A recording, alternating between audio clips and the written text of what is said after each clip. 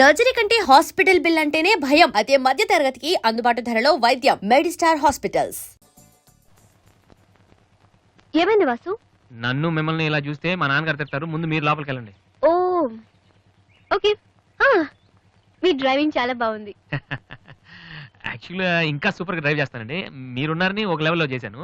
యాక్చువల్గా డ్రైవింగ్ లో చాలా స్టంట్స్ వచ్చండి. నా విల్లి చూసారు మీరు? చూడలేదు, నేను చూపెడతాను. అక్కడ ఉండండి. Just wait. Vasu, I'm telling you, it's No okay. problem అండి. Wait. ఓకే.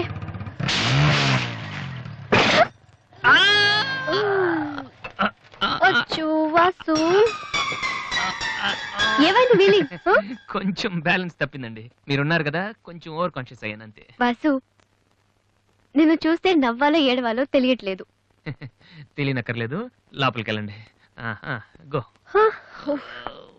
అబ్బా, వాసు, ఏం చేద్దామని ఇంట్లోకి వచ్చావు?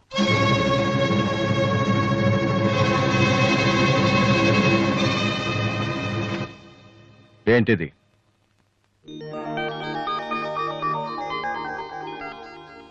పోనీ నేను చెప్పనా? సోనీ ఫైనల్స్ కి నువ్వు సెలెక్ట్ అయ్యావని కంపెనీ వాళ్ళు రాసిన లెటర్. ఆకలికి తట్టుకోలేక దొంగతనం చేసిన వాణ్ణి అయ్యో పాపం అంటారు. ఆకలేసిన ప్రతిసారి దొంగతనం చేసిన వాణ్ణి దొంగ అంటారు. మరి నిన్నేమనాలి? చెప్పు, చెప్పరా? ఏం చెప్పను నాన్న. చిన్నప్పటి నుంచి మీరు చెప్పడం, నేను వింటాం. ఈ ఇంట్లో అలవాటు అదే కదా. నేను ఏ స్కూల్లో జాయిన్ అవ్వాలో, ఏ కోర్స్ చదువుకోవాలో, ఏ బట్టలు వేసుకోవాలో, చివరికి నా తల వెంట్రుకలు ఎంత పొడుగుండాలో కూడా మీరే డిసైడ్ చేస్తారు. నాన్న, నాకు తెలియక అడుగుతాను, ఈ ప్రపంచంలో ఇంజనీరింగ్, మెడిసిన్, ఐఏఎస్, ఐపీఎస్ ఇవి చేసిన వాళ్ళు మాత్రమే బతుకుతున్నారా? మిగతా వాళ్ళు మనుషులు కారా? మీ కోరికలు, మీ అంబిషన్స్ ఎందుకు నాన్న మా మీద రుత్తారు? మీ నాన్న మిమ్మల్ని పోలీస్ ఆఫీసర్ అవ్వమని అడిగితే అయ్యారా? మీకు ఇష్టం కాబట్టి అయ్యారు. సచిన్ టెండూల్కర్ని ఇంజనీరింగ్ చేయాలని వాళ్ళ నాన్న అనుకుని ఉంటే ఇండియా ఒక గొప్ప క్రికెటర్ని మిస్ అయ్యేది. విశ్వనాథ్ ఆనంద్ని డాక్టర్ని చేయాలని వాళ్ళ అమ్మ కోరుకుని ఉంటే ఇండియాకు ఒక గ్రాండ్ మాస్టర్ ఉండేవాడు కాదు. ప్లీజ్, మేము ఎలా బతకాలనుకుంటున్నామో అలా బతికినామండి. చిన్నప్పుడు పిల్లల్ని వేలిపట్టి నడిపిస్తారు, వదిలేస్తే పడిపోతారేమోనని. ఎప్పటికీ పట్టుకునే ఉంటే వాళ్ళు నడవలేని వాళ్ళుగా మిగిలిపోతారు. నాన్న, వదిలేయండి. పడతారు, లేస్తారు, మళ్ళీ పడతారు, మళ్ళీ లేస్తారు. కానీ ఫైనల్గా వాళ్ళంతట వాళ్లే నడుస్తారు. అంటే పిల్లల్ని కనటం మా హక్కు, పెంచడం మా బాధ్యత, బతకడం మాత్రం మీ ఇష్టమా? మాకేం సంబంధం లేదా? ఓకే, సంబంధం లేదు, ఒప్పుకుంటాను. కానీ మీరేం చేస్తున్నారో తెలుసుకోవాలనే సరదా ఉండొచ్చు కదా. రే, చిన్నప్పుడు పిల్లలు ఏవో అడ్డమైన ప్రశ్నలు అడిగితే పెద్దవాళ్ళం మేము ఓపిక సమాధానాలు చెప్తాం. ఇప్పుడు నేను అడుగుతాను, అడ్డమైన ప్రశ్నలు కాదు, అవసరమైన ప్రశ్నలు. నువ్వు సమాధానం చెప్పు. నువ్వు ఐపీఎస్ అవ్వాలని నేనంటున్నాను, సింగర్ అవుతానని నువ్వు అంటున్నావు. అవునా? ఐపీఎస్ అవ్వాలంటే సివిల్స్ రాయాలి, ట్రైనింగ్ తీసుకోవాలి. మరి నువ్వు అనుకుంటున్న అంబిషన్కి ఏం చేయాలి చెప్పు. సోనీ మ్యూజిక్ కాంపిటీషన్కి అటెండ్ అవ్వాలి. తర్వాత ఫైనల్స్ సెలెక్ట్ అయితే సోనీ కాంట్రాక్ట్లో తీసుకుంటుంది. ఫైనల్స్ లో ఫెయిల్ అయితే? సరే, సెలెక్ట్ అయ్యావు అనుకుందాం. తర్వాత కంపెనీ వాళ్ళు మాతో ఓ ఆల్బమ్ రిలీజ్ చేస్తారు. ఆ ఆల్బమ్ సక్సెస్ అవ్వకపోతే? రేయ్, నువ్వు చెప్తున్న దాంట్లో నీకే నమ్మకం లేదు. ఇదైతే అది, అదైతే ఇంకోటి. ఏది అవ్వకపోతే? నేను అడిగే ఏ ప్రశ్నకి నీ దగ్గర సమాధానం లేదు.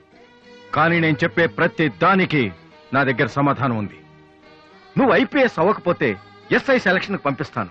అది కూడా అవ్వకపోతే నాకున్న ఇన్ఫ్లుయెన్స్ తో అట్లీస్ట్ ఒక కానిస్టేబుల్ జాబ్ వేయించగలను. కానీ నువ్వు సింగర్ గా సక్సెస్ అవ్వకపోతే ఏం చేయగలవు? నీ జీవితం నీ ఇష్టం కావచ్చు, కానీ అది మాతో కలిసి బతకాలా, విడిపోయి ఉండాలా అనేది నా ఇష్టం.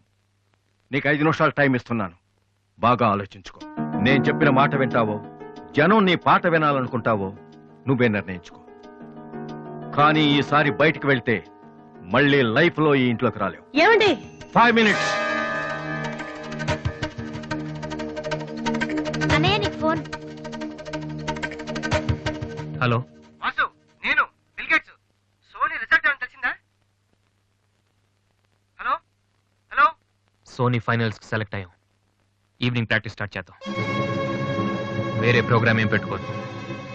మ్యూజిక్ అంటే ఏది ఇంపార్టెంట్ కాదు.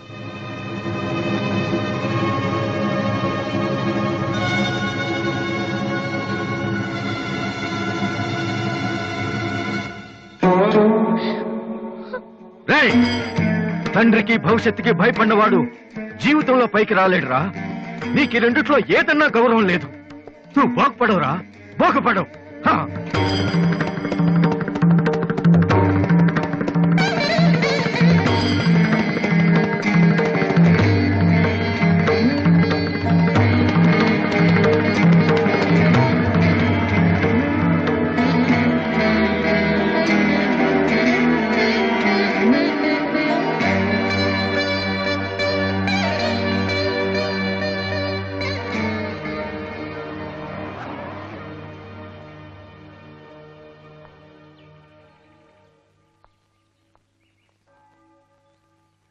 వాసు, చిన్నపిల్లలు ఏడిస్తే ఆకలేసి ఏడుస్తున్నారో జ్వరం వచ్చి ఏడుస్తున్నారో పేరెంట్స్ తెలిసిపోతుంటారు. కానీ అదే పిల్లలు పెద్దవాళ్ళే వాళ్ళకి ఏం కావాలో చెప్తున్నా ఎందుకు అర్థం కాదు? వాసు, ఒక మాట చెప్పనా? వర్షం వచ్చే ముందు గాలి కూడా వీచడం ఆగిపోతుంది. ఒక గొప్ప సక్సెస్ వచ్చే ముందు జీవితం కూడా ఒక్క క్షణం ఆగిపోతుంది. ప్రస్తుతం నువ్వు కూడా అలాంటి క్షణంలోనే ఉన్నావు. నువ్వు గెలుస్తావు Vasu. నమ్మట్లేదా?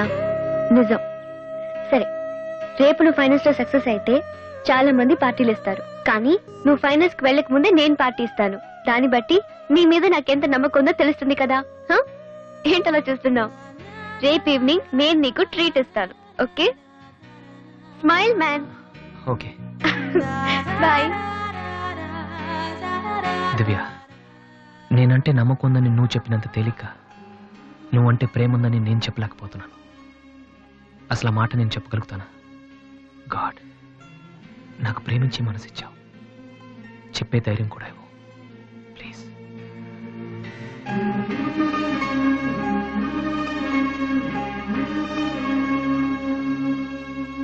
2 cold coffees. Okay sir. Oh God, I love her, man. Vasu, వెళ్ళి చెప్పారా? కమాన్.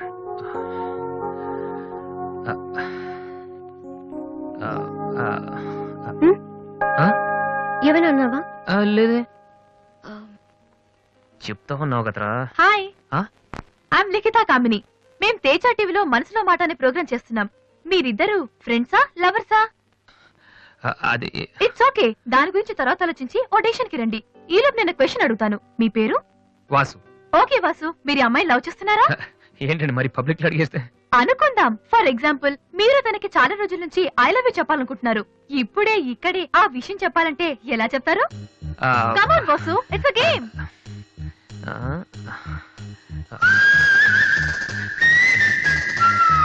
నువ్వు నన్ను ప్రేమిస్తున్నావంటే ఈ పూ నీ తల్లో పెట్టుకో.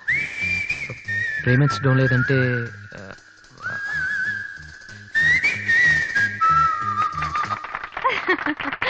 It's so simple but great. అడగగానే మా ప్రోగ్రామ్ లో పార్టిసిపేట్ చేసినందుకు చాలా థ్యాంక్స్. బాయ్. బాయ్.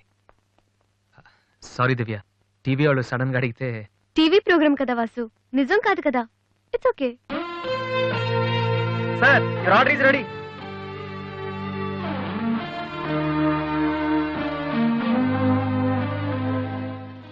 ఏంట్రా వాసు, అంత ఈజీగా చెప్పేసింది? అంటే తన మనసులో నేను లేనేంటి?